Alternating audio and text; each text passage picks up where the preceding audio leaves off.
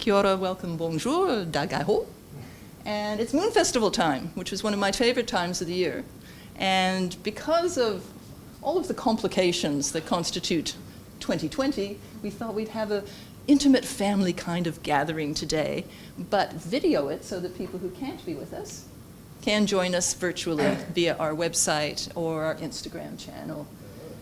Or, who knows, we've even have an approach from Spinoff. They want to come and film and talk about the type, the collection, and are really interested in the poetry. So there might be opportunities to be out there in the real media world.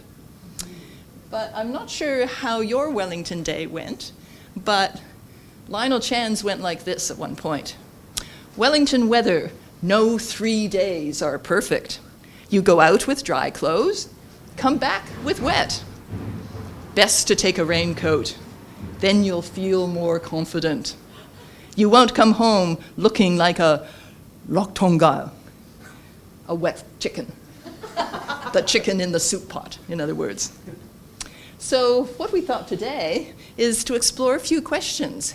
For example, how is identity negotiated when you feel the pull of your ancestral homeland, but you live joyfully in the present moment here in New Zealand? What we now call hyphenated identities has been part of the Chinese-New Zealand experience ever since Apo Hocton arrived on these shores in 1853. And as we heard so eloquently last year during the Dragon Tales Conference on Australasian Chinese history, there are still many tales to be uncovered, many stories to be told, and in our own small way, Wai-te-ata Press is contributing to that ongoing project of recovery and revitalization.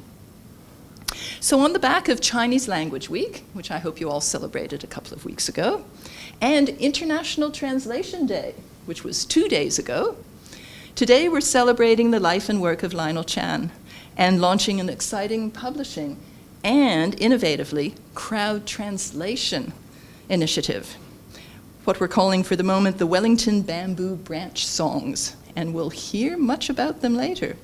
A collection of 24 poems originally written for and printed in the New Zealand Growers' Journal between 1967 and 1970 by its third editor, Lionel Lai Hong Chan, 1990 to 2000.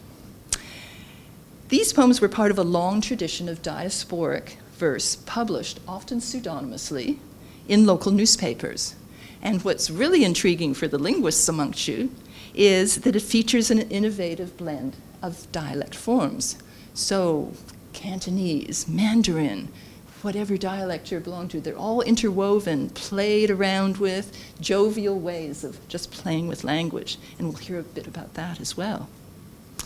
Today we've got a round table, and joining me are Chinese historian Nigel Murphy, my colleague, Dr. Lo Hui in the School of Languages and Cultures, and curator Ya Wen.